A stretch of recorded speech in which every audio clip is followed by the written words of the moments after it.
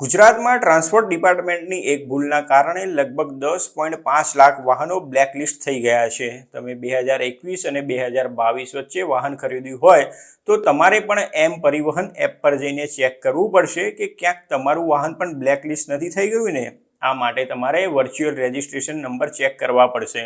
રાજ્યના ટ્રાન્સપોર્ટ વિભાગની એક ભૂલના કારણે ટેમ્પરરી વ્હીકલ રજિસ્ટ્રેશન ફીમાં મોટી ઘટ પડી છે। આ ભૂલ સુધારવા માટે તેમણે લાખો વાહનો જ બ્લેકલિસ્ટ કરી દીધા છે। હવે જ્યાં સુધી રજિસ્ટ્રેશન ફીમાં ઘટતી રકમ ભરવામાં નહીં આવે ત્યાં સુધી વાહનો બ્લેકલિસ્ટેડ જ રહેશે। જે 10.5 લાખ વાહનો બ્લેકલિસ્ટ થયા છે તેમાંથી 1 લાખ વાહનો અમદાવાદના છે। તમારું વાહન બ્લેકલિસ્ટેડ હશે તો તમે તેને વેચી નહીં શકો અને હાઇપોથેકેશન નહીં કરાવી શકો। અગાઉ પેસેન્જર વ્હીકલ માટે ટેમ્પરરી રજિસ્ટ્રેશન ફી 200 રૂપિયા હતી। એપ્રિલ 2021માં કાર માટે આ ફી વધારવામાં આવી હતી, જ્યારે ટુ વ્હીલર્સ માટે ઘટાડવામાં આવી હતી। રોડ પરિવહન મંત્રાલયે વર્ષ 2021માં જાહેરાત કરી હતી કે વાહનના કુલ રજિસ્ટ્રેશન ખર્ચમાંથી 50% રકમ ટેમ્પરરી રજિસ્ટ્રેશન ફી તરીકે વસૂલવામાં આવશે।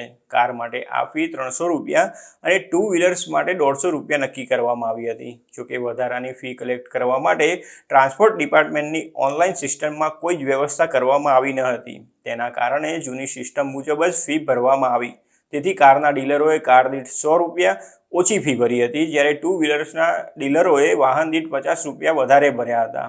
અમદાવાદમાં જેના વાહનો બ્લેકલિસ્ટ થયા છે તેમને એમ પરિવહન એપ પર એક મેસેજ મળે છે જેમાં લખ્યું છે કે વાહનના રજિસ્ટ્રેશન વખતે ટેમ્પરરી રજિસ્ટ્રેશન ફીના તફાવત અથવા પેન્ડિંગ ડિમાન્ડના કારણે અમદાવાદ ગુજરાત દ્વારા બ્લેકલિસ્ટ કરવામાં આવેલ છે।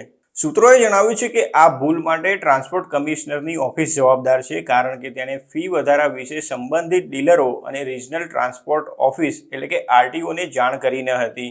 જોકે અધિકારીઓ આ માટે નેશનલ ઇન્ફોર્મેટિક્સ સેન્ટરને દોષ આપે છે, જેનું કહેવું છે કે ઓનલાઈન રિવાઇઝડ ફી લેવા માટે એનઆઈસીએ જ વ્યવસ્થા કરી ન હતી। આ મુદ્દો ધ્યાનમાં આવ્યા પછી ટ્રાન્સપોર્ટ કમિશનરની ઓફિસે એપ્રિલ 2021 પછી રજિસ્ટર્ડ થયેલા તમામ વાહનોને બ્લેકલિસ્ટ કરવાનો નિર્ણય લીધો હતો।